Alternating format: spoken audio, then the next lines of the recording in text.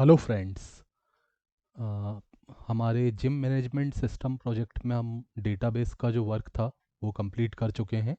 हमने सारे के सारे जो टेबल्स होते हैं वो बना लिए थे models dot P Y file के अंदर।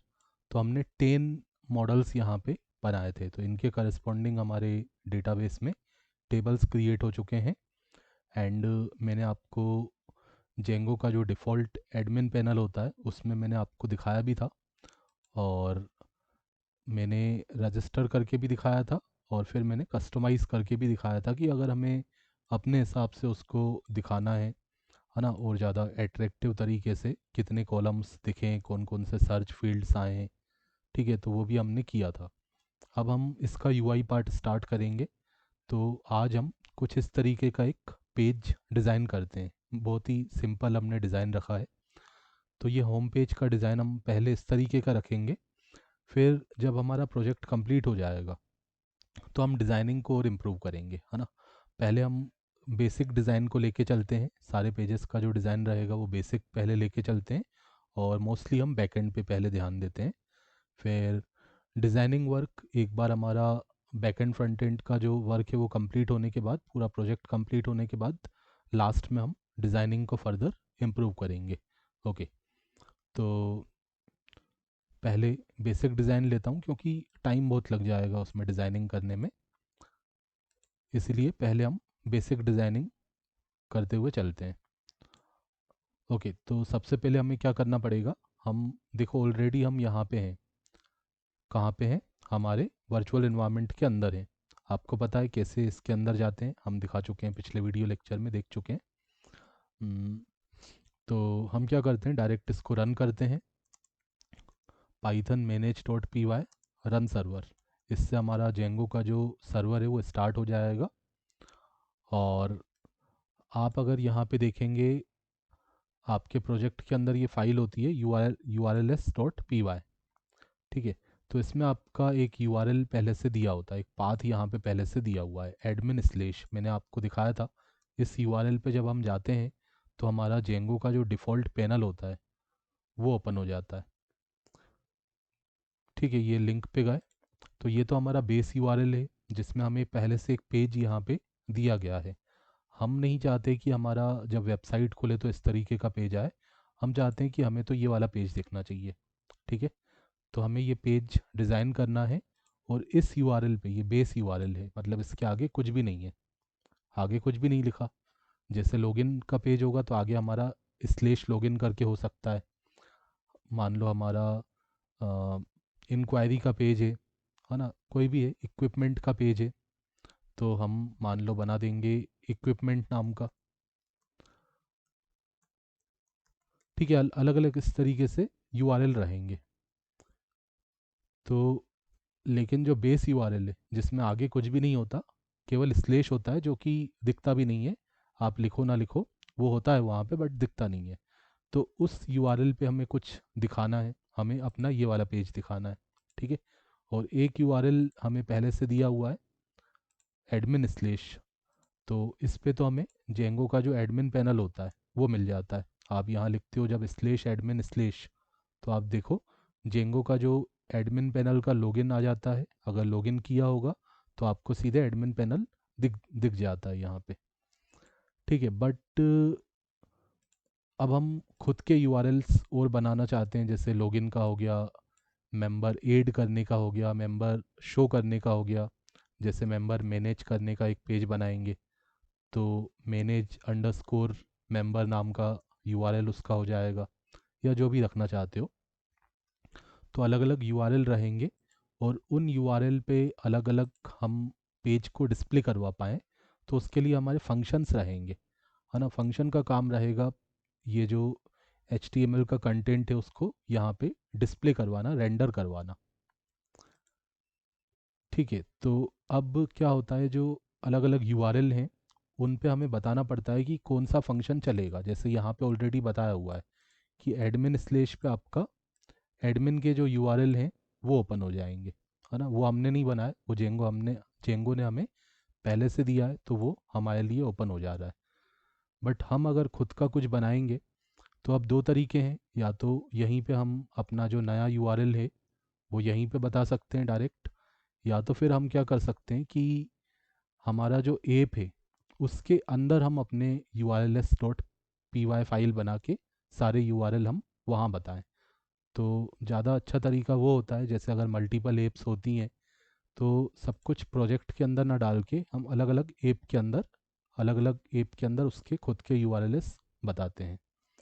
तो हमारे पास भी ऑलरेडी एक ऐप है जिम ऐप नाम का, है ना। ये जो urls.py फाइल है वो प्रोजेक्ट के अंदर है। अब हम इसी तरीके से एक बना लेते हैं हमारे ऐप के अंदर।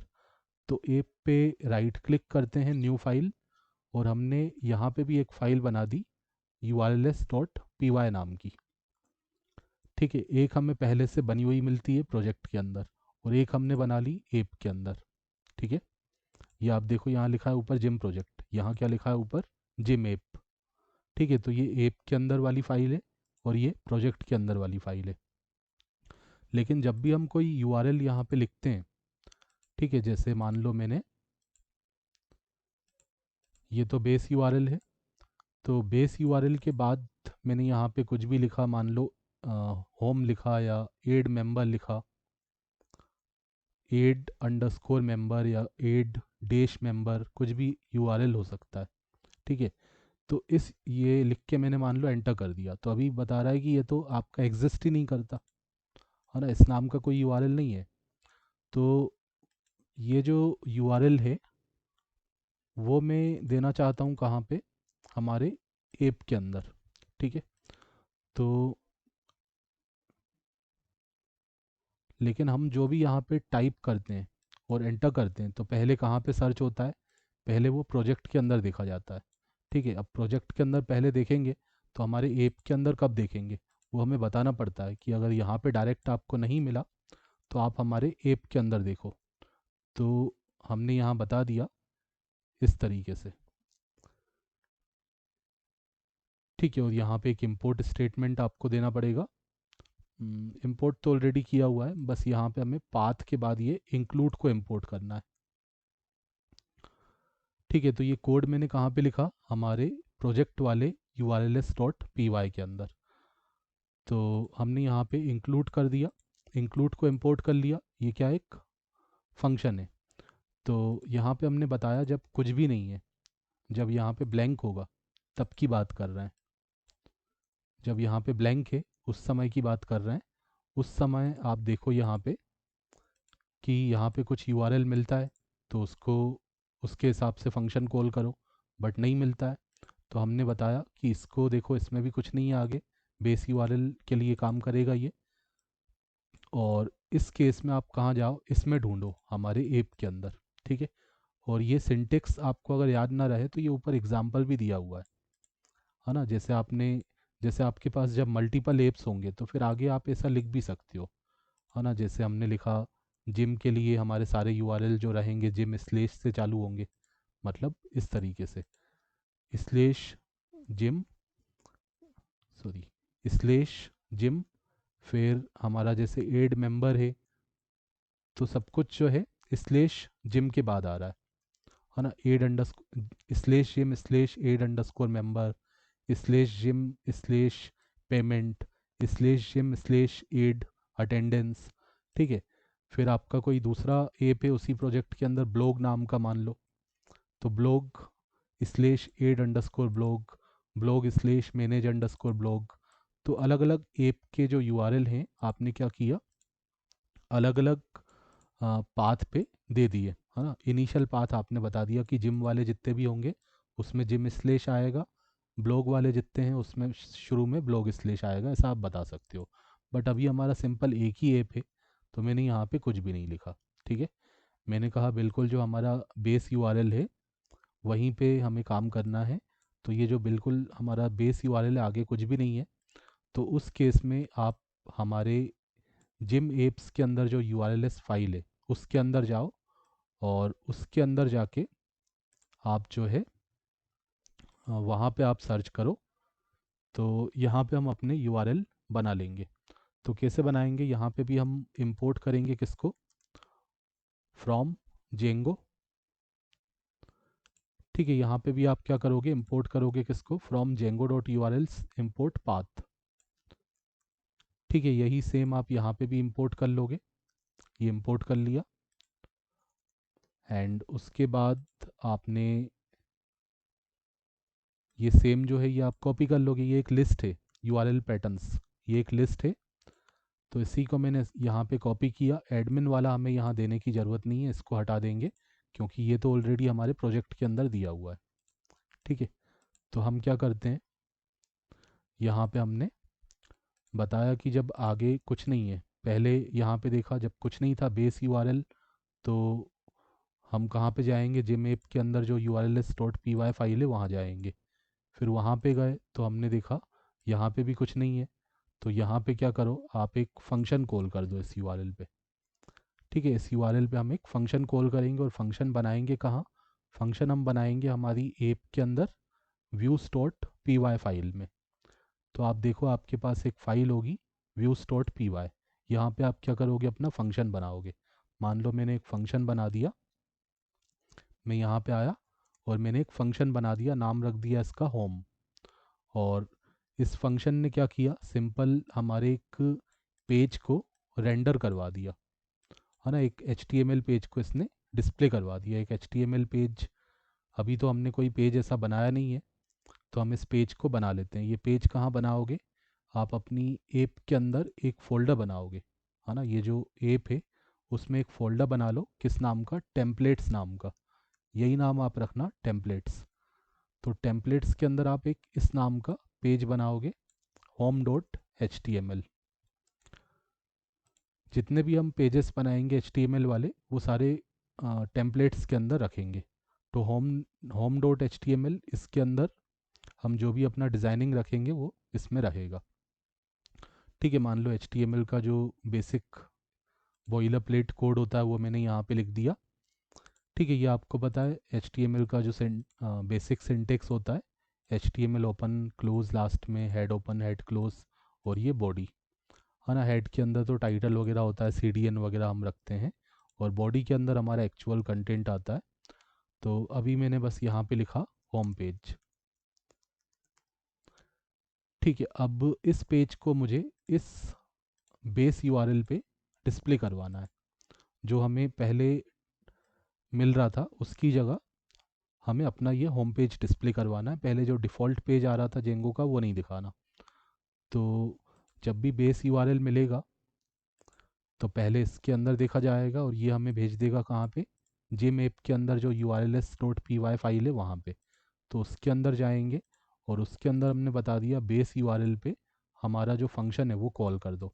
बट वो फंक्शन तो बना हुआ है व्यूज डॉट पी वाई के अंदर, तो उसको यूज़ करने के लिए आप क्या करोगे, यहाँ पे लिखोगे फ्रॉम डॉट व्यूज़।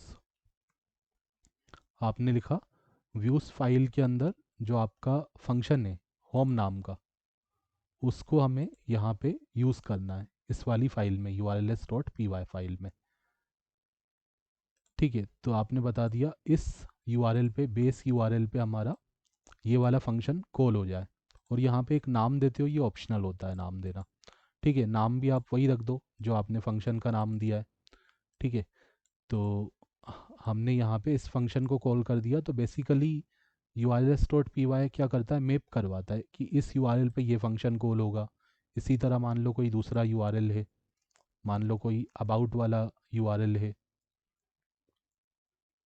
ठीक है, एक मान लो हो गया हमारा अबाउट वाला, अबाउट स्लेश। तो ये क्या करेगा, अबाउट वाले फंक्शन को कॉल कर देगा। अब ये अबाउट फंक्शन को भी हमें यहाँ पे इंपोर्ट करना पड़ेगा कॉमा लगा के। ठीक है, ये फंक्शन पहले तो हमें बनाना पड़ेगा। ठीक है, कॉमा लगा के इस तरीके से अबाउट को भी हमने इंपोर्ट कर लिया। तो अब इस तरीके से मैं यहाँ पे बहुत सारे फंक्शन बनाऊंगा, तो एक एक को इंपोर्ट करने की जगह मैं एक ही बार में क्या लगा दूंगा। देखो, एक तरीका ये होता है एक एक करके इंपोर्ट करो, मैं कमेंट कर देता हूँ। और दूसरा तरीका होता है आपका, ठीक है, एक तरीका आपका ये होता है कॉमा लगा के आप करते हो, और दूसरा तरीका होता है आप स्टार लगा दो। तो एक ही बार में सारे फंक्शन इंपोर्ट हो जाएंगे। अब हो सकता है मैं इसमें, अ, हो सकता है मैं व्यूज़ में 50 फंक्शन बनाऊं, तो एक एक करके 50 फंक्शन को इंपोर्ट करने की जगह, कॉमा लगा के बार बार सबके नाम लिखने की जगह मैं स्टार लगा सकता हूँ, तो एक ही बार में सब इंपोर्ट हो जाएंगे। ओके, तो अभी अबाउट को हमने इंपोर्ट तो कर लिया, बट ये अबाउट को हमने बनाया नहीं है, तो इसको भी हमें बनाना पड़ेगा। तो सिमिलरली मैंने अबाउट को भी बना लिया, और इसका काम है अबाउट वाले पेज को रेंडर करवा देना, है ना। हालांकि मुझे अपने प्रोजेक्ट में अबाउट का कोई काम नहीं है, फिर भी मैंने आपको समझाने के लिए एक पेज यहाँ पे बना लिया। ठीक है, यहाँ पे लिखा about.html। ठीक है, अब यहाँ पे भी हमने बेसिक जो स्ट्रक्चर होता है, या डायरेक्ट ही मैंने लिख दिया, मैंने बस लिख दिया अबाउट पेज, क्योंकि मुझे इस पेज का ऐसा कोई यूज़ नहीं है, तो मैंने सिंपल अबाउट पेज यहाँ पे लिख दिया। ओके, और अबाउट वाले ये जो होम पेज है और ये अबाउट पेज है। ठीक है, तो आप देखो, जब हमें अबाउट स्लेश मिलेगा तो हमारा ये फंक्शन कॉल होगा, और इसका काम रहेगा, इस फंक्शन का काम रहेगा इस पेज को डिस्प्ले करवाना, रेंडर करवाना।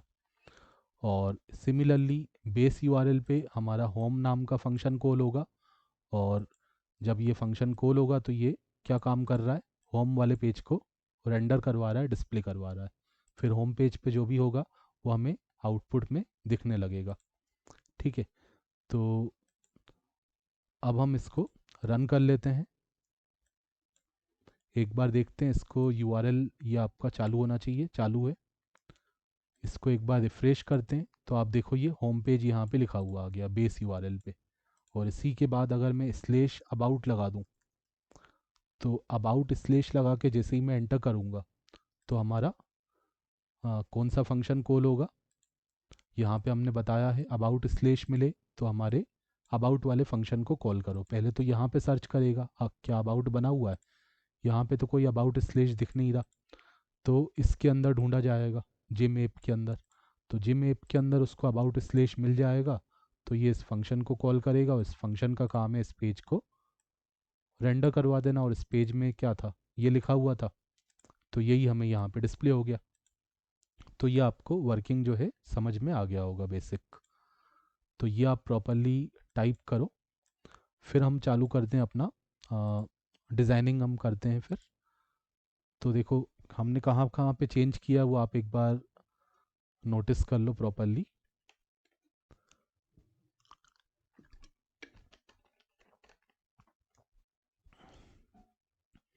ये जो फाइल है वो ऑलरेडी हमें प्रोजेक्ट के अंदर मिली थी, इसमें हमने ये लाइन को चेंज किया और ऊपर ये इंक्लूड लगाया। इसका एग्जाम्पल ऊपर दिया हुआ है, यहाँ से भी आप देख सकते हो। और एक हमने खुद की urls.py फाइल बनाई हमारी ऐप के अंदर।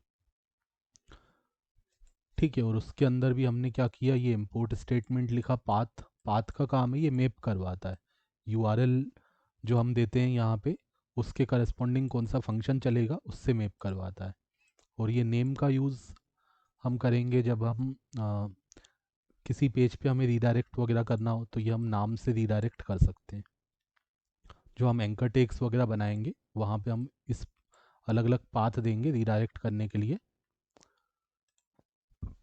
ठीक है, और ये हमने फ्रॉम डॉट व्यूज़, व्यूज़, अब ये डॉट का मतलब क्या होता है, डॉट हमारे ऐप को करंट डायरेक्टरी को रिप्रेजेंट करता है। करंट डायरेक्टरी मतलब जिस फोल्डर के अंदर ये फाइल है, कौन से फोल्डर के अंदर ये फाइल, ये हमारे ऐप के अंदर है। और ये जो urls.py फाइल है वो भी तो आपके ऐप के अंदर है, तो आप डायरेक्ट यहाँ पे लिखोगे ऐप के अंदर ये जो views.py फाइल है। डॉट पी वाई फाइल क्या होता है, एक मॉड्यूल होता है, तो ये मॉड्यूल लिखा हुआ है ना।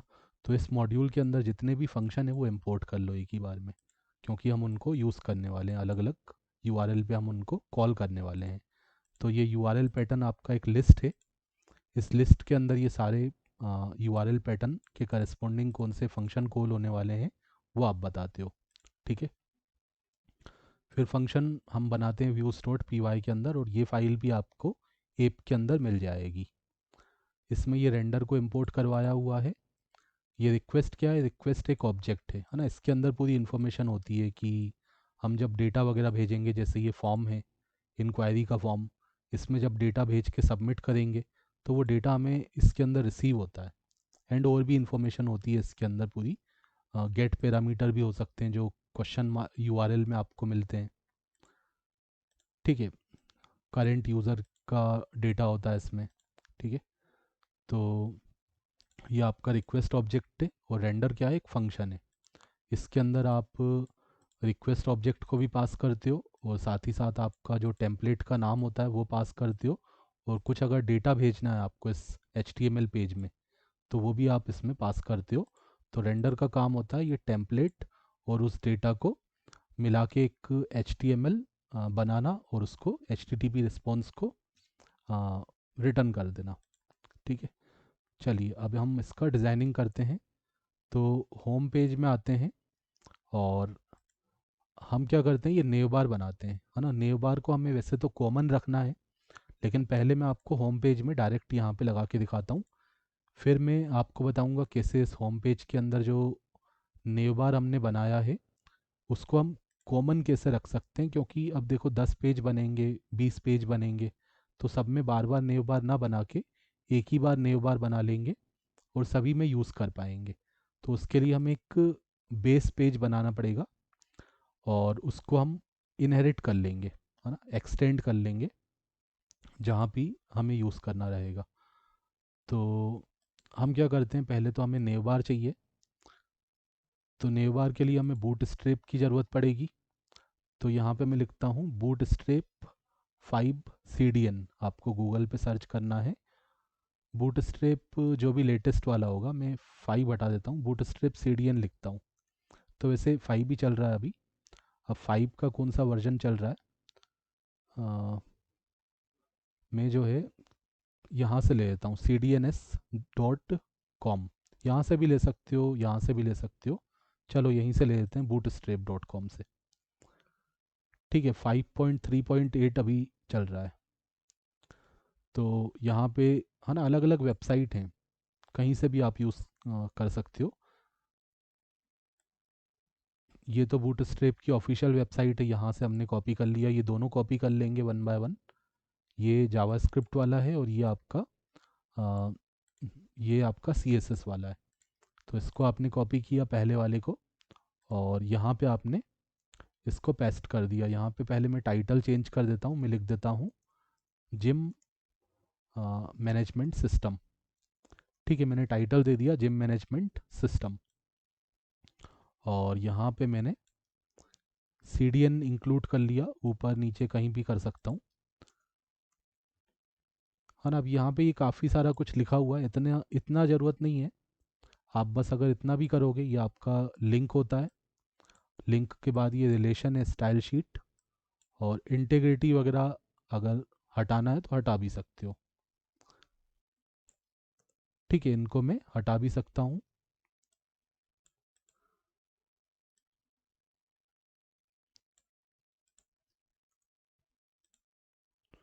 ठीक है, तो मैंने बस इतना रखा, लिंक href इक्वल टू, ठीक है, हाइपर रेफरेंस। तो यहाँ पे मैंने जो हमारा लिंक था वो दे दिया। ये सब आपको पता होगा, UTF-8 हमारा कैरेक्टर सेट होता है, लैंग्वेज इंग्लिश। और ये जो है name equal to viewport, ये सब हम लिखते हैं HTML5 में, ताकि हमारा जो कंटेंट है वो डिवाइस के विड्थ की अकॉर्डिंग एडजस्ट हो पाए और इनिशियली पूरा 100% उसका जूमिंग लेवल रहे। ओके, ये टाइटल अभी हमने दे दिया जिम मैनेजमेंट सिस्टम। और बॉडी, बॉडी के अंदर मुझे क्या बनाना है, सबसे पहले नेव बार बनाना है, जैसा यहाँ ऊपर बना हुआ है।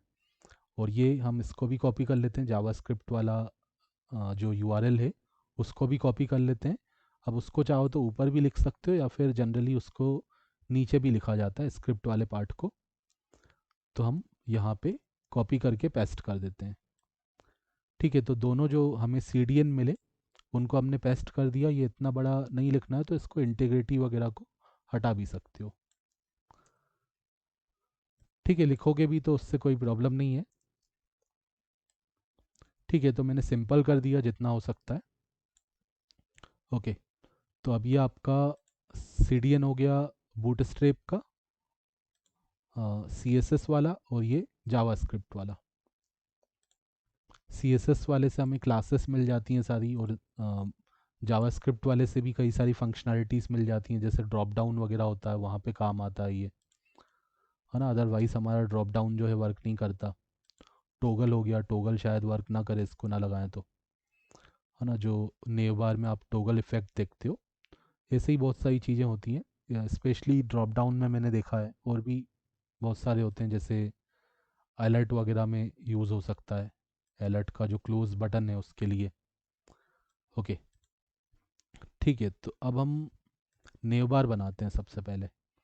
तो यहाँ पे आप बूटस्ट्रैप की वेबसाइट पे एग्जाम्पल्स में जा सकते हो, यहाँ पे आपको नेव बार मिल जाएगा, या फिर डायरेक्ट आप, ठीक है, यहाँ पे भी एग्जाम्पल्स दिए हुए हैं बहुत सारे, हेडर्स हीरोज़, यहाँ पे नेव बार सर्च कर लेना, या तो फिर आप डायरेक्ट यहाँ पे टाइप कर लो, ये आ गया, ये नेव बार है।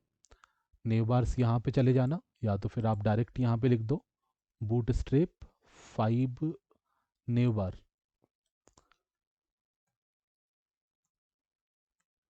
ठीक है, बूटस्ट्रैप 5 नेव बार आप लिखोगे तो ये आपका बूटस्ट्रैप का, आप देखो CDN आपने कौन सा यूज़ किया, 5 वाला, तो नेव बार भी आपको 5 वाला लेना है। अदरवाइज़ हम कभी कभी मिस्टेक कर देते हैं, 4 वाला नेव बार यूज़ कर लेते हैं। पहले बूटस्ट्रैप 4 यूज़ होता था, 3 यूज़ होता था, तो कोई सा भी यहाँ पे नेव बार यूज़ कर सकते हो।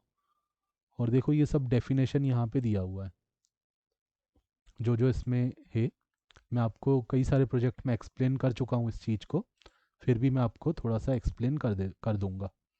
तो इसको मैंने पहले वाले को कॉपी कर लिया और यहाँ पे पेस्ट कर दिया।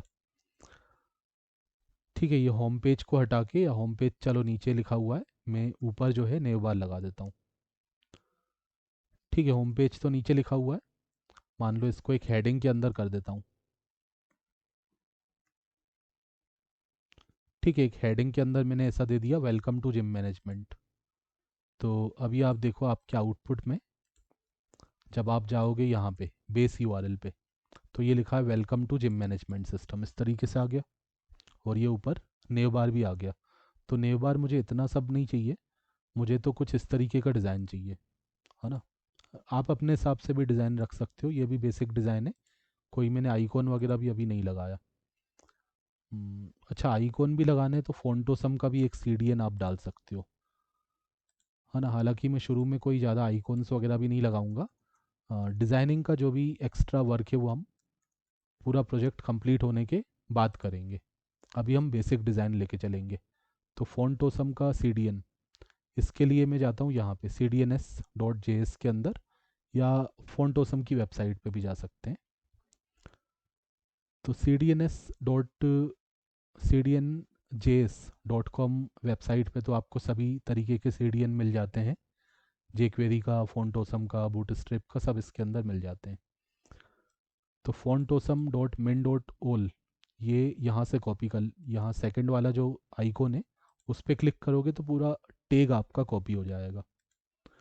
तो पूरा टैग आपने कॉपी कर लिया, और फोंटोसम का CDN भी हमने यहाँ पे डाल दिया। ये एक्स्ट्रा चीज़ें हटानी हो, इंटीग्रिटी वगैरह, तो हटा सकते हो, बस आपको इतना ज़रूरी है CDN का लिंक, और यहाँ पे रिलेशन बताया हुआ है स्टाइल शीट। ओके, तो अब हम क्या करते हैं, हमारा जो नेव बार था उसको अपने हिसाब से एडजस्ट करते हैं। हमें इतना इतना सब नहीं चाहिए हमें, तो हम ये पूरा जो फॉर्म वगैरह दिया है नेव बार के अंदर उसको हटा दिया। ठीक है, नेव बार जो मैंने कॉपी करके पेस्ट किया था उसके अंदर जो फॉर्म दिया था उसको मैंने हटा दिया, एंड इसके अंदर ये जो डिसेबल्ड वाला लिंक है उसको भी हटा दिया, ये जो ड्रॉप डाउन वाला लिंक है उसको भी मैंने हटा दिया। मैंने बस सिंपल इतना रखा। ठीक है, मैं आपको थोड़ा और जूम आउट करके दिखाता हूँ। ठीक है, ये यहाँ से स्टार्ट हो रहा है मेरा नेव से, और ये नेव पे एंड हो रहा है। मैं साइज वापस बड़ा कर देता हूँ।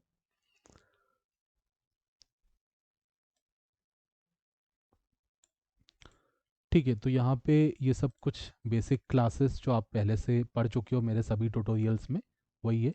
नेव बार का जो बेसिक स्टाइलिंग होता है वो नेव बार से आता है, इस वाली क्लास से। ये तो टैग है, नेव यूज़ कर लो, डिव यूज़ कर लो, कोई भी टैग आप यूज़ कर सकते हो।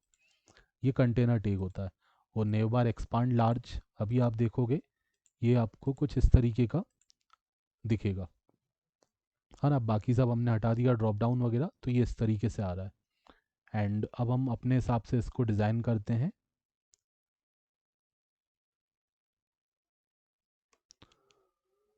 हम्म,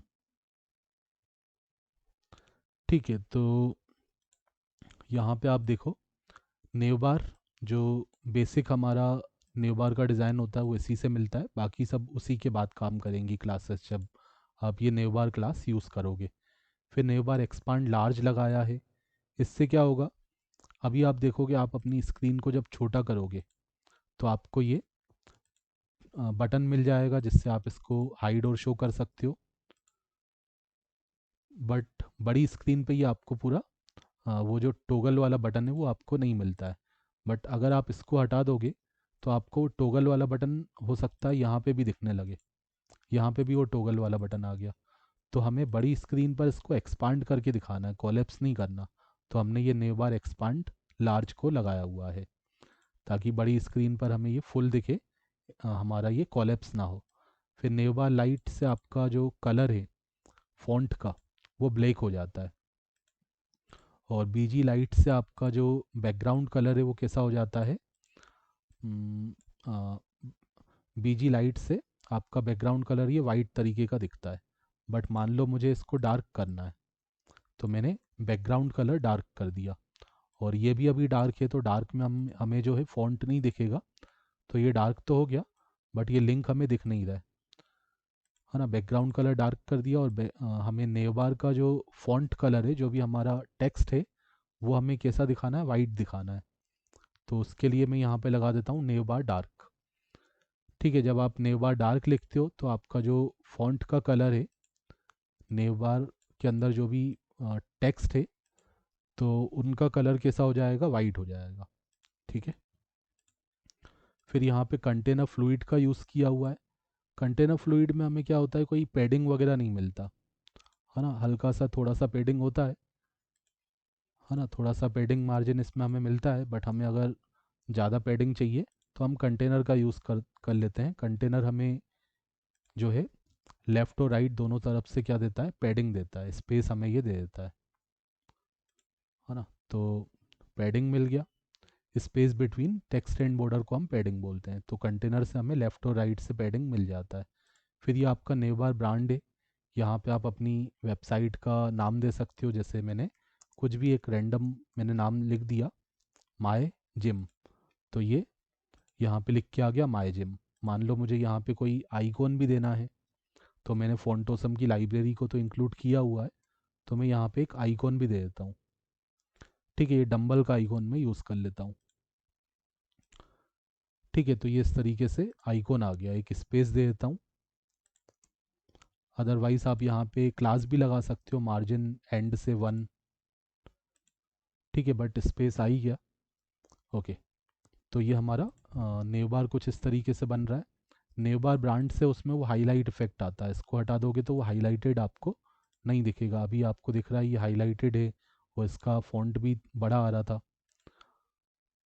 ठीक है, तो अब मैंने नेव बार ब्रांड लगा दिया तो ये आपको हाईलाइटेड दिखेगा, एंड इसका फॉन्ट स्टाइल भी दूसरे लिंक से अलग दिख रहा है ना, हाईलाइटेड दिख रहा है। तो यहाँ पे आप अपनी वेबसाइट का लोगो वगैरह नाम वगैरह देते हो। फिर ये बटन है आपका टोगल वाला, जब स्क्रीन छोटी करते हो तो ये जो टोगल वाला बटन होता है वो आपका इसी से आता है, नेव बार टोगलर से। और उसके अंदर ये जो हैमबर्गर आइकॉन है ना, ये नहीं लगाओगे तो उसके अंदर बटन तो आएगा बट वो टोगलर आइकॉन आपको नहीं दिखेगा। ठीक है, आप देखो बटन आ रहा है बट वो जो 3 बार आ रही थी, 3 जो बार आ रहे थे वो आपको नहीं दिख रहा है। तो मैंने क्या किया, इसको लगा दिया तो वो 3 बार भी वहाँ पे डिस्प्ले होने लगेंगे। ठीक है, ये तीनों बार आ गए, तो इसको हम हैमबर्गर आइकॉन बोलते हैं। इसका बटन का टाइप क्या है, नॉर्मल बटन है। और data B S toggle, data B S target, ये आपको देना पड़ता है, इसी से आपका वो टोगल जो है वर्क करेगा। एरिया कंट्रोल्स की ज़रूरत नहीं है, इसको मैं हटा देता हूँ। ठीक है, ये सब मैंने हटा दिया और मैंने बस इतना रखा डेटाबेस टारगेट में आपका एक आईडी होता है, हैश के साथ आप क्या करते हो, आईडी यूज़ करते हो। तो ये आईडी आपका वही होना चाहिए, जैसे मैंने सिंपल इसको ABC कर दिया, कुछ भी नाम दे सकते हो। अब मैंने अगर नाम इसका ABC कर दिया और नीचे जो आपका ये डिव बना हुआ है ना, इसी में आपके सारे मेन्यू के लिंक्स हैं।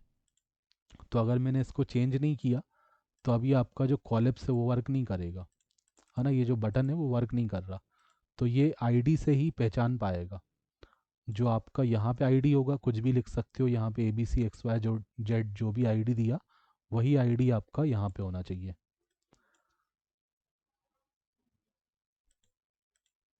ठीक है, तो ये आईडी जो आपने ऊपर दिया है वही आपका यहाँ पे होना चाहिए, उसी से वो कॉलेप्स, मतलब उसी से वो आइडेंटिफाई करेगा कि इस डेव को हाइड करना है, शो करना है। ओके। और ये कॉलेप्स, नेव बार कॉलेप्स आप लगाते हो, इसको नहीं लगाओगे तो जब आपकी स्क्रीन छोटी होती है तो ये जो है आपका, अभी तो ये काम करेगा बट ये प्रॉपरली आपका तभी डिस्प्ले होगा, इसका स्टाइलिंग प्रॉपरली तभी आएगा जब आपने ये क्लासेस लगाई होंगी। अदरवाइज़ क्या होगा, ये आपको इस तरीके से दिखने लगेगा, है ना, हाइट शो हो रहा है बट वो प्रॉपरली जो है डिज़ाइनिंग उसमें नहीं आ रही है। तो आप ये वाली क्लास लगा दोगे, कॉलेप्स नेवबार कॉलेप्स। ठीक है, अनऑर्डर्ड लिस्ट हमने बनाया। अनऑर्डर्ड लिस्ट के अंदर हम क्या यूज़ करते हैं, LI यूज़ करते हैं, लिस्ट आइटम। तो जितने भी लिंक होंगे वो आपके LI के अंदर रहेंगे। और ये नेवबार नेव आपने लगाया है, इससे क्या होगा, आपको पता है अनऑर्डर्ड लिस्ट में क्या होता है, बुलेट्स आते हैं, वो सब ना आए, हमारा अनऑर्डर्ड लिस्ट जो है हॉरिजॉन्टली आए। अभी क्या होगा, आप देखोगे कि आपके जो लिस्ट आइटम्स हैं, कहाँ चलेगा, ठीक है, ये जो लिस्ट आइटम है वो प्रॉपरली आपको डिस्प्ले हो तो आपको ये नेव बार नेव लगाना पड़ेगा, अदरवाइज़ वो यहाँ पे आने लगेंगे, है ना, ये आ रहे हैं एक के नीचे एक आ रहे हैं। तो ऐसा नहीं होना चाहिए, हमें हॉरिजॉन्टली चाहिए, उसमें बुलेट नहीं चाहिए। और ये मार्जिन एंड से ऑटो दिया हुआ है, इसकी जगह हम क्या करते हैं, हम्म, मैं इसको कर देता हूँ मार्जिन स्टार्ट से ऑटो, क्योंकि मैं चाहता हूँ कि जो मेरे आइकॉन, ये जो लिंक्स हैं वो राइट साइड में चले जाएं। तो मार्जिन स्टार्टिंग से ऑटो कर दिया मैंने, तो ये राइट साइड में चलेगा, पहले वो यहाँ पे लेफ़्ट में आ रहे थे। तो मुझे मार्जिन स्टार्टिंग से मैंने ऑटो कर दिया तो ये राइट साइड में चलेगा। ये दोनों क्लासेस का इतना कोई यूज़ नहीं है, आप हटा भी सकते हो इनको। ठीक है, फिर जितने भी आपके लिंक रहेंगे उनकी प्रॉपर स्टाइलिंग के लिए आप नेव आइटम लगाओगे हर एक इंडिविजुअल आइटम में। और जो लिंक है, आपको पता है एंकर टेक जो है ब्लू कलर का आता है, नीचे अंडरलाइन आ जाती है, वो ना आए तो आप नेव लिंक क्लास यूज़ करोगे।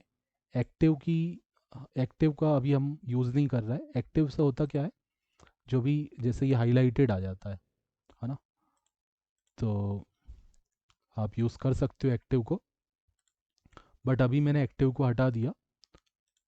और मैंने सिखाया भी है आपको पहले वाले प्रोजेक्ट्स में, हम जो करंट लिंक होता है, जैसे अबाउट पे हैं तो अबाउट वाला लिंक एक्टिव हो जाए, होम पे हैं तो होम वाला लिंक एक्टिव हो जाए। ठीक है, वो हम कर चुके हैं। ओके, तो ये आपको समझ में आया इतना।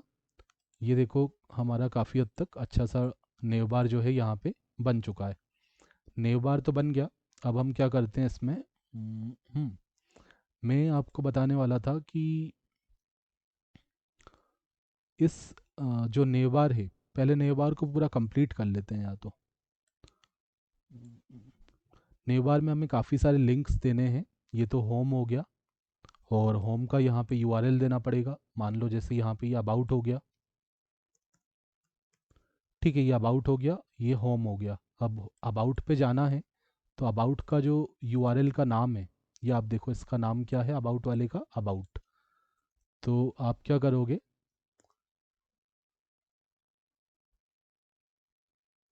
आपने होम होम से आपको अबाउट पे जाना है, तो आपने यहाँ पे क्या कर दिया, आपने लगाया कर्ली ब्रैकेट, परसेंटेज, और लास्ट में परसेंटेज कर्ली ब्रैकेट से बंद किया, और यहाँ पे लिखा URL, और ये आपने वही नाम दिया जो आपने यहाँ पे दिया हुआ है। ठीक है, तो अब क्या होगा, जब आप इस पर क्लिक करोगे तो ये आपको अबाउट पेज पे ले जाएगा।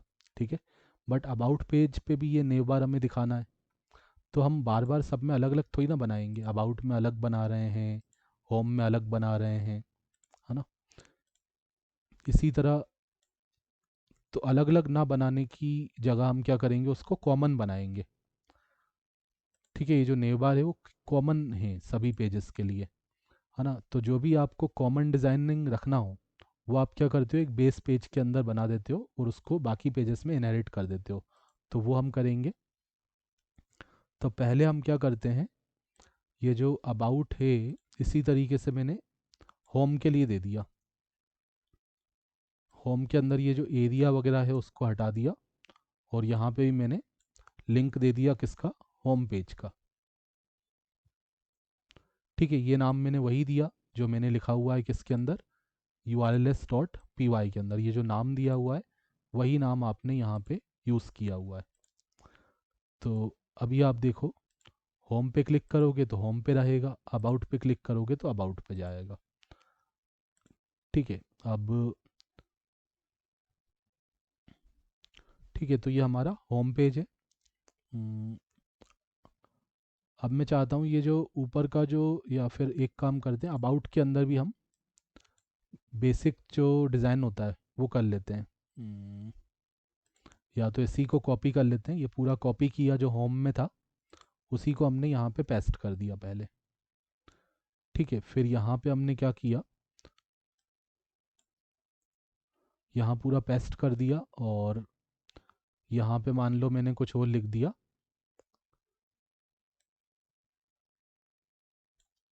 यहाँ मैंने लिखा अबाउट अस। ठीक है, तो अब आप देखोगे, अबाउट पे क्लिक करोगे तो ये अबाउट अस वाला पेज खुल गया, होम पे क्लिक किया तो ये हमारा होम वाला पेज खुल गया। अब दोनों के अंदर मैंने नेव बार का कोड लिखा हुआ है। ऐसे ही क्या होगा, मल्टीपल पेजेस बनाएंगे तो सब में ये ऊपर का पार्ट हम बार बार क्यों लिख रहे हैं, क्योंकि ये तो एक जैसा है। मेन कंटेंट तो हम जो है वो ये है, ये पार्ट अलग है हमारा, इसमें ये पार्ट अलग है, और इसमें अबाउट वाले में ये हेडिंग वाला पार्ट अलग है। तो जो पार्ट अलग है ना, जो कंटेंट अलग है, बस हम वही लिखें पार्टिकुलर पेज में। बट जो कॉमन कंटेंट है उसको एक पेज में रख लें और बाकी सब में उसको इनहेरिट कर लें, है ना। तो हम ऐसा करेंगे, क्योंकि इससे क्या होता है, कोड भी हमारा कम लगेगा। कोडिंग हमारा जो साइज रहेगा वो पूरा जो हमारा एक साइज बनेगा तो वो कम रहेगा, एंड हम इजीली चेंज भी कर पाएंगे। अभी क्या होगा, जैसे मान लो मुझे यहाँ माई जिम की जगह कुछ और दूसरा नाम देना है इसका, मुझे यहाँ पे जिम मैनेजमेंट लिखना है, तो यहाँ पे चेंज करूँगा तो ये केवल अबाउट में चेंज होगा। बट होम पे चेंज करना होगा तो मुझे फिर होम पे जाके भी माई जिम की जगह जिम मैनेजमेंट लिखना पड़ेगा। जैसे अगर 50 पेज हैं और कल को मुझे किसी ने कहा नाम चेंज करके दो, तो मुझे 50 पेज में जाके चेंज करना पड़ेगा, है ना। तो बार बार हमें सभी पेज में चेंज करना पड़ेगा, तो इससे अच्छा जो कॉमन डिज़ाइन होता है उसको हम एक अलग पेज में रख लेते हैं। तो मैं क्या करता हूँ, टेम्पलेट्स के अंदर एक नया पेज बना लेता हूँ, कुछ भी नाम दे सकते हैं, बट मैंने इसका नाम दे दिया base.html। बेसिक डिज़ाइनिंग मेरी इसके अंदर रहने वाली है। ठीक है, तो base.html के अंदर आके हम इसके अंदर अपनी बेसिक जो डिज़ाइनिंग होती है वो रखेंगे। तो बेसिक डिज़ाइनिंग मेरी क्या है, मेरी बेसिक डिज़ाइनिंग है ये जो पूरा पार्ट है। हम्म,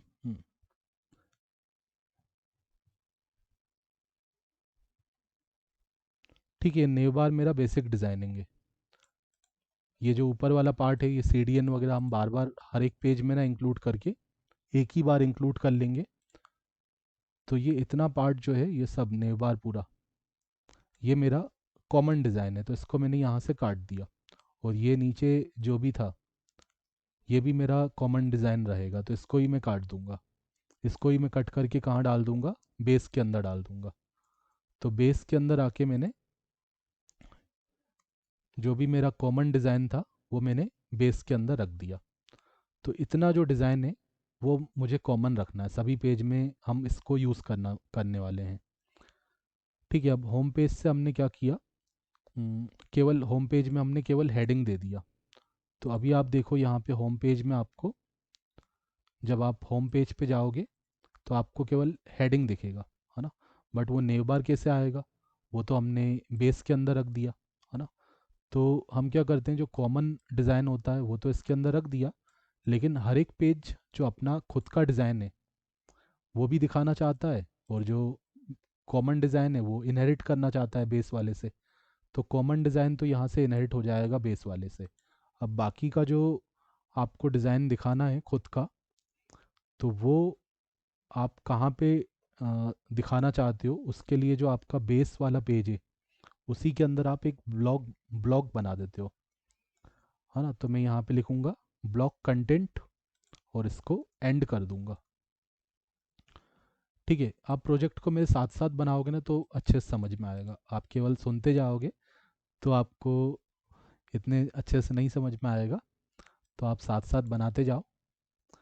तो ब्लॉक कंटेंट और ये एंड ब्लॉक, तो देखो ये कॉमन डिज़ाइन हमने बाहर रखा, और हर एक पेज जो अपना खुद का डिज़ाइन बताएगा वो इसके अंदर बताएगा, ब्लॉक कंटेंट के अंदर। इसका नाम कुछ भी रख सकते हो, ब्लॉक एंड ब्लॉक तो लगाना है, कंटेंट की जगह जो भी नाम देना हो दे सकते हो। ठीक है, अब हम चाहते हैं होम के अंदर में हमारा जो नेव बार था वो यहाँ पे भी आ जाए। तो कैसे आएगा, हम यहाँ पे एक्सटेंड करेंगे, है ना। इनहेरिट समझ सकते हो, एक्सटेंड का मतलब जो कॉमन डिज़ाइन था बेस के अंदर वो यहाँ पे इनहेरिट होके हमें मिल जाएगा, एक्सटेंड होके मिल जाएगा। अब इस ये पेज अपना जो खुद का कंटेंट है वो किसके अंदर बताएगा, अगर मैं ये नहीं लगाऊंगा तो बेस वाला डिज़ाइन तो इनहेरिट होके इसमें आ जाएगा, होम के अंदर वो नेव बार तो आ गया, लेकिन इसका जो खुद का कंटेंट है वो तभी दिखेगा जब हम इसमें क्या लगाएंगे, ब्लॉक कंटेंट और एंड ब्लॉक को लगाएंगे। तो मैंने लगाया यहाँ पे ब्लॉक कंटेंट और यहाँ पे इसको एंड ब्लॉक लगा दिया। अब इस ब्लॉक कंटेंट और एंड ब्लॉक के अंदर जो लिखोगे वो आपको इस जगह पे मिलेगा, ठीक है, इस पोजीशन पे। ठीक है, तो अब आपको ये भी दिखने लगा। सिमिलरली अभी आप जाओगे अपने अबाउट के अंदर, तो अबाउट के अंदर तो इसका खुद का अभी यहाँ पे दिया हुआ है। ठीक है, इसको ही मान लो मैं यहाँ से कट कर देता हूँ, सब कुछ जो कॉमन डिज़ाइन था वो मैंने हटा दिया। ठीक है, केवल हेडिंग को रख दिया। तो अब यहाँ पे क्या आ रहा है, हेडिंग बस आ रहा है। तो यहाँ पे भी हम वही करेंगे कि जो कॉमन डिज़ाइन था उसको इनहेरिट कर लेंगे। कैसे करेंगे, एक्सटेंड कर लिया, और ये अभी नहीं दिखेगा, ये कब दिखेगा, जब ब्लॉक कंटेंट के अंदर होगा। ठीक है, तो इसको आप डाल दो, जो इस पेज का खुद का कंटेंट है वो कहाँ रहेगा, ब्लॉक कंटेंट के अंदर रहेगा। यहाँ कुछ भी लिख सकते हो, अभी बस हमने अबाउट अस लिखा और एंड कर दिया। ये पेज की मुझे कोई ज़रूरत नहीं थी, बट मैंने आपको समझाने के लिए ऐसा बना लिया। ठीक है, तो ये देखो home page about page, home page about page. तो ये बेसिक हमारा जो नेवबार है वो तैयार हो गया। नेक्स्ट हम क्या करते हैं, नेव बार के अंदर हमें काफ़ी सारा काम करना है। अब हम होम पेज को थोड़ा सा ये प्रॉपर तरीके से कर लेते हैं पहले, फिर हम जो पेजेस बनाते जाएंगे तो उस हिसाब से लिंक्स वगैरह देते जाएंगे। ओके, तो करते हैं स्टार्ट। आप एक बार इसको प्रॉपरली चेक कर लो, फिर हम आगे का कोड करते हैं।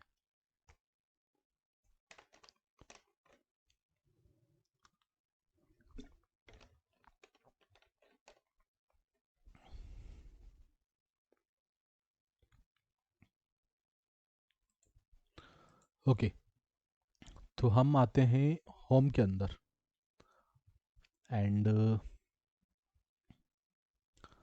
हम इसमें ऐसा भी कर सकते हैं, जैसे हम जो भी हमारे पेजेस रहेंगे उसमें हम चाहते हैं कि हमें जो है मार्जिन भी मिल जाए लेफ़्ट और राइट से। ठीक है, जहाँ पे हम बेस को इनहेरिट करें, तो अगर आप चाहते हो कि वहाँ पे आपको मार्जिन भी मिल जाए, मार्जिन या पेडिंग मिल जाए, तो आप क्या कर सकते हो, बेस के अंदर, ठीक है, बेस पेज के अंदर मैं चाहता हूँ ये जो ब्लॉक कंटेंट है वो तो आएगा ही आएगा, साथ ही साथ जो भी पेज इसको इनहेरिट करेगा बेस वाले पेज को, तो उसको क्या मिल जाए, है ना, उसको जो है पैडिंग मिल जाए। कंटेनर से क्या होता है, पैडिंग मिल जाता है दोनों तरफ से, लेफ़्ट और राइट से। तो मैंने इसको डिव के अंदर रख दिया, और डिव के अंदर मैंने बता दिया कंटेनर से आपको लेफ़्ट राइट से पैडिंग मिल जाएगा, और कंटेनर हमें मार्जिन भी दे देता है, कंटेंट को सेंटर में कर देता है। उसके अलावा ऊपर से भी मार्जिन मिल जाए, मार्जिन टॉप से हमने खुद से दे दिया। तो अब ये जो पेजेस हैं इसमें आप देखो, हमें जो है अभी तो ये ऑलरेडी सेंटर में है। अबाउट में देखेंगे, अभी ऑलरेडी सेंटर में तो हमें पता नहीं चल रहा, बट दोनों तरफ से पैडिंग और मार्जिन भी हमें मिल रहा है। मैं आपको नोटिस करवाऊंगा। ठीक है, जब हम, जैसे हम इसको अभी सेंटर से हटा देते हैं, ये सेंटर हटा दिया मैंने यहाँ पे।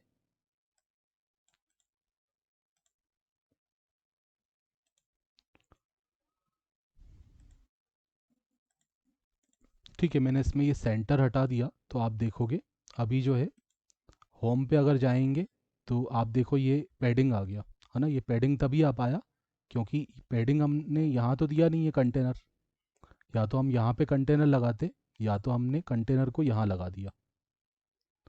ठीक है, अगर इसको भी हटा दें बेस वाले पेज से तो वो डिज़ाइनिंग हमें नहीं मिलेगा। अब ये देखो ऊपर से भी मार्जिन नहीं मिल रहा, और लेफ़्ट राइट से भी हमें पैडिंग नहीं मिल पा रहा। तो कंटेनर हमें पैडिंग भी दे देगा, और मार्जिन टॉप से ऊपर से मार्जिन आ जाएगा। ठीक है, तो इतना आपको समझ में आया। ओके, तो अब जाते हैं होम के अंदर, और यहाँ पे एक बेसिक सा डिज़ाइन बनाते हैं। ठीक है, जैसा कि मैंने कहा शुरू में हम बेसिक डिज़ाइनिंग लेके चलेंगे। तो अभी मैंने इसको यहाँ से कर दिया कट, और मैंने एक रो बना ली। ठीक है, डिव क्लास इक्वल टू रो। ठीक है, रो क्यों बना लिया, क्योंकि मैं इस तरीके का डिज़ाइन मुझे चाहिए। तो मेरे पास दो कॉलम्स हैं, एक तरफ कुछ स्टैटिक कंटेंट है और दूसरी तरफ मेरे पास एक कॉन्टेक्ट फॉर्म है, इंक्वायरी फॉर्म है। तो एक रो के अंदर मैं दो कॉलम बना के इस तरीके से बना सकता हूँ। तो एक मैंने रो बना दिया, और रो के अंदर मैंने एक दो कॉलम बना दिए। ठीक है, पहला कॉलम जिसका साइज मैंने दे दिया, पहले कॉलम का साइज में रख देता हूँ 7, कॉलम मीडियम 7। ठीक है, 7 साइज का मैंने एक कॉलम बना लिया, और दूसरा मैं बना लूँगा 5 साइज का। टोटल आपको पता है कितना साइज होता है, 12 होता है। तो टोटल 12 होता है, तो ऊपर 7 हो गया, तो यहाँ पे कितना रहेगा, 5 रहेगा। Column medium 5। ठीक है, 7 और नीचे 5। तो 7 वाले में हमने क्या कर दिया, एक हेडिंग को यूज़ कर लिया H1,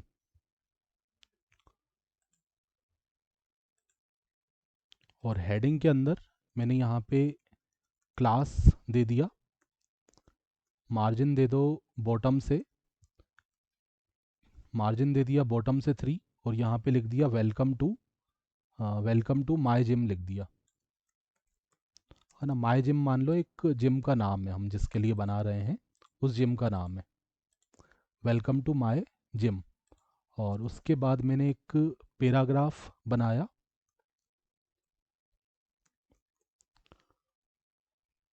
और इसके अंदर मैंने दे दिया,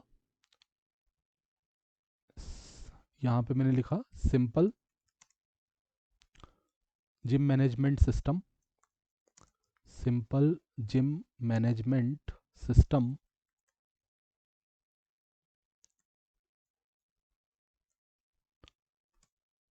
built using,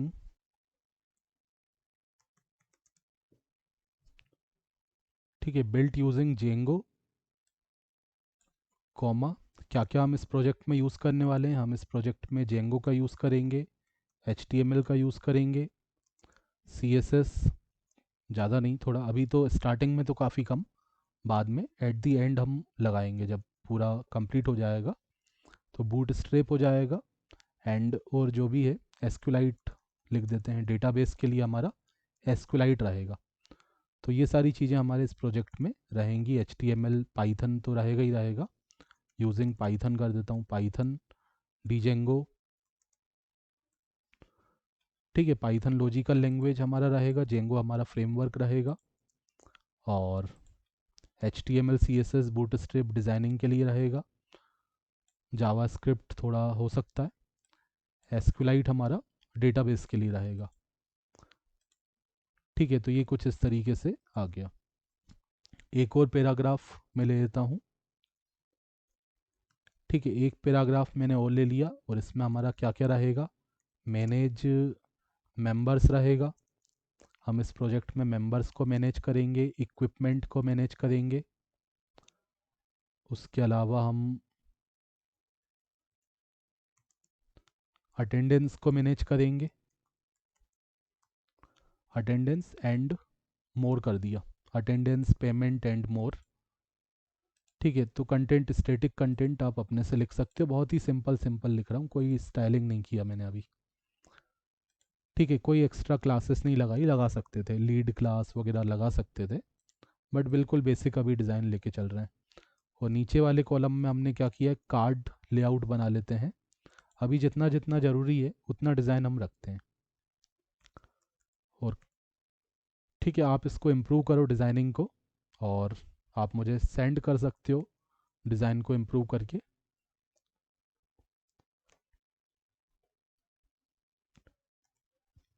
ठीक है। हमने यहाँ पे शेडो का यूज़ कर लिया, ठीक है। आप इस प्रोजेक्ट का मेरे साथ साथ बनाते रहो, और डिज़ाइनिंग इम्प्रूव करके आप अगर भेजोगे तो मैं आपको अपना जो कोचिंग है उसका सर्टिफिकेट मैं आपको प्रोवाइड करूँगा, YCT एकेडमी का सर्टिफिकेट मैं आपको प्रोवाइड करूँगा, जो कि डिजिटल सर्टिफिकेट रहेगा। अगर आप इस प्रोजेक्ट को मेरे साथ बनाते हो, और एट दी एंड आप अपने से डिज़ाइनिंग जो है पूरा इम्प्रूव करके अगर भेजते हो, तो आप जो है सर्टिफिकेट के लिए एलिजिबल हो, आपको मैं एक डिजिटल सर्टिफिकेट प्रोवाइड करूँगा, ओके। तो कार्ड लेआउट शेडो दे दिया स्मॉल, एंड कार्ड के अंदर हम क्या यूज़ करते हैं, कार्ड बॉडी यूज़ करते हैं, कार्ड हेडर भी यूज़ करते हैं। तो मैंने पहले तो यूज़ कर लिया क्लास कार्ड हेडर, ठीक है। कार्ड से आपको पता है क्या होता है, एक बॉर्डर्ड बॉक्स आ जाता है, राउंडेड बॉर्डर्ड बॉक्स, और उसके अंदर मैंने कार्ड हेडर यूज़ कर लिया, मान लो इसके अंदर लिख दिया contact, contact inquiry, contact inquiry,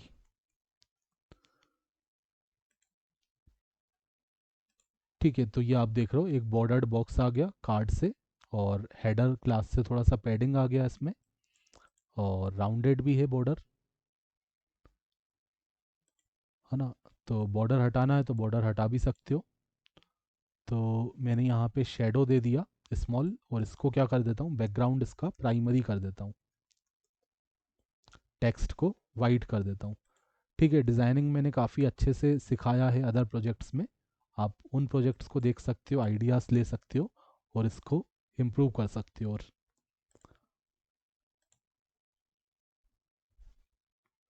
ठीक है। बाकी एट दी एंड मैं तो बताऊंगा ही बताऊंगा, लेकिन आप जो है पहले अपने से डिज़ाइनिंग इम्प्रूव करके इसका मुझे भेजो,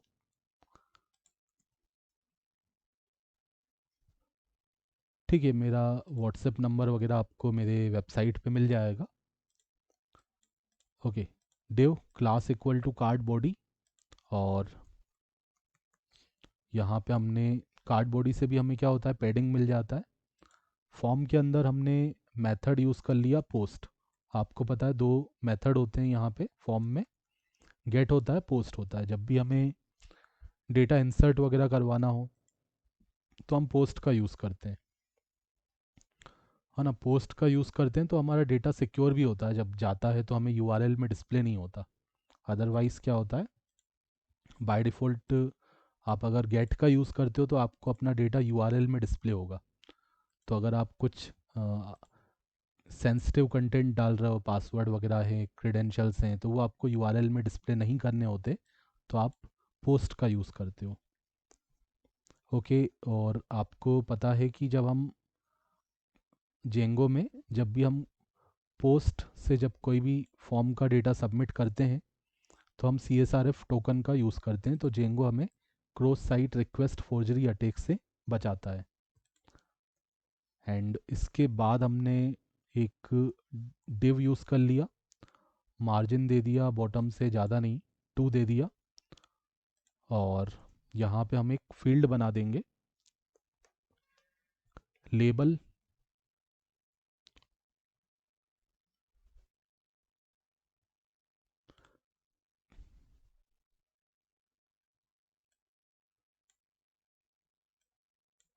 ठीक है, तो ये हमने एक लेबल दे दिया। 4 एट्रीब्यूट बहुत ज़्यादा ज़रूरी नहीं है। क्लास नेम फॉर्म लेबल लगा दिया, नेम दे दिया, और एक इनपुट फील्ड बना दिया, input type equal to text. Form control से पूरा फुल विड्थ आ जाएगा। आईडी की कोई ज़्यादा ज़रूरत नहीं है, हटा भी सकते हैं। नाम दे दिया हमने, नेम दे दिया, इसको रिक्वायर्ड कर दिया कि फिल करना इसको कंपलसरी है। ठीक है, तो ये नेम के लिए फील्ड आ गया, और उसके बाद हम बाकी के फील्ड बना लेते हैं इसी को कॉपी करके। ठीक है, नेम फील्ड हो गया, और नेक्स्ट में बना लेता हूँ ईमेल के लिए। ठीक है, नेम हो गया ईमेल।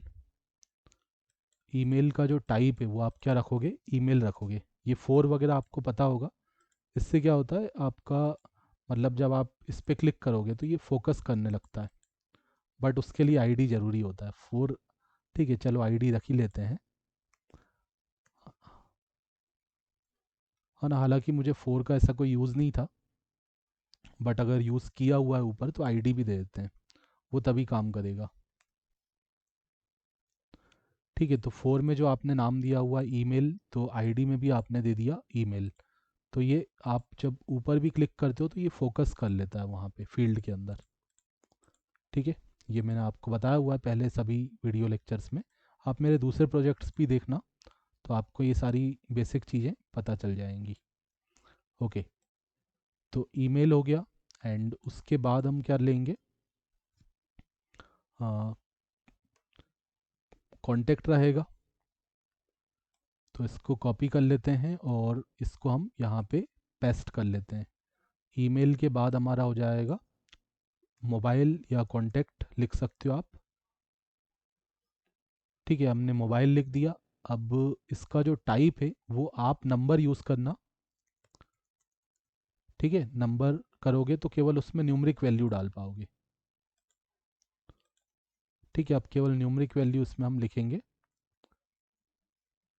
बट अगर मैं यहाँ पे किसी रीज़न से जो है टेक्स्ट का यूज़ कर रहा हूँ, आप जो है नंबर यूज़ करना, है ना। आपको मैंने बताया हुआ है कि यूट्यूब के गाइडलाइंस की वजह से मैं टेक्स्ट को यूज़ करता हूँ, क्योंकि मैं स्टार के फॉर्म में लिखूँगा। आप नंबर यूज़ करना, और यहाँ पे आप मैक्स लेंथ भी लगा सकते हो कि 10 कैरेक्टर से ज़्यादा ना हो। एक एट्रीब्यूट होता है मैक्स लेंथ वाला, तो मैक्स लेंथ आप यूज़ कर सकते हो कि 10 से ज़्यादा ना हो, है ना। तो 10 कैरेक्टर से ज़्यादा फिर हम नहीं लिख पाएंगे। ठीक है, अब 10 कैरेक्टर से ज़्यादा मैं वहाँ पे टाइप नहीं कर पा रहा हूँ। ठीक है, अभी मैं टेक्स्ट भी लिख देता हूँ इसमें, क्योंकि मैंने text attribute text type use किया है, बट आप नंबर यूज़ कर लेना। ठीक है, ये हो गया। उसके बाद हम यूज़ कर लेंगे मैसेज। ठीक है, जो भी आपका इंक्वायरी है या जो भी सजेशन वगैरह जो भी है, तो वो आप दे सकते हो यहाँ पे। तो उसके लिए मैंने यूज़ कर लिया मैसेज।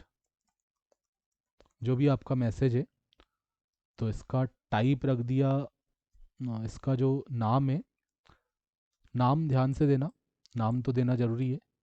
ऊपर दे दिया मोबाइल, और इसका नाम मैंने रख दिया मैसेज, बट यहाँ पे मैं टेक्स्ट फील्ड का यूज़ कर लूँगा। टेक्स्ट फील्ड नहीं, टेक्स्ट एरिया का यूज़ करूँगा। ठीक है, क्योंकि मैसेज बड़ा भी हो सकता है, तो टेक्स्ट एरिया सही रहेगा उसके लिए। ठीक है, अगर आपको विजिबल नहीं है तो मैं थोड़ा सा साइज इसका जूम आउट कर देता हूँ। टेक्स्ट एरिया ओपन हुआ, क्लोज हुआ, और टेक्स्ट एरिया के अंदर हमने क्या दे दिया, फॉर्म कंट्रोल दे दिया। अब इसमें हम रोज़ का भी यूज़ कर सकते हैं, रोज़ और कॉलम्स का।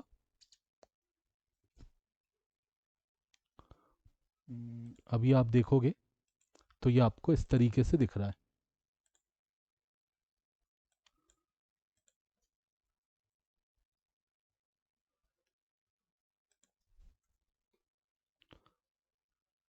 ठीक है, तो सभी के नाम आपको ध्यान से देने हैं। इसका नाम आपने दिया है मैसेज, इसका mobile, email, name.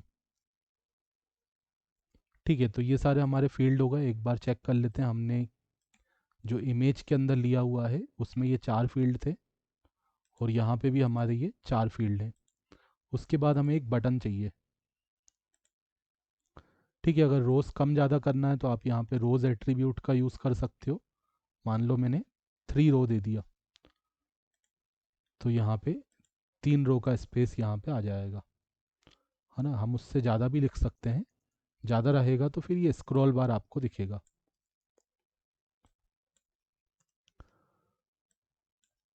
Okay, place holders भी आप लगा सकते हो। पहले वाले प्रोजेक्ट्स में मैंने आपको सिखाया हुआ है। जो वाटरमार्क की तरह आपको प्लेस होल्डर्स दिखते हैं वो भी आप यूज़ कर सकते हो। अब एक बटन बना दिया सबमिट का, और बटन पे हमने प्राइमरी कलर दे दिया, ब्लू कलर दिखेगा, विड्थ 100 कर दिया और यहाँ पे लिख दिया सबमिट इंक्वायरी। ठीक है, तो ये बेसिक हमारा डिज़ाइनिंग जो है हो चुका है नेव बार का और होम पेज का। अब इसमें हमें क्या करना है, ये सब डेटा जो है रिसीव करना है और उसके बाद हम इस डेटा को डेटाबेस में स्टोर करवाएंगे। ठीक है, तो ये काम हम कैसे करेंगे, डेटा लेना है डेटाबेस में स्टोर करना है, वो हम देखेंगे नेक्स्ट वीडियो लेक्चर में। Thanks for watching.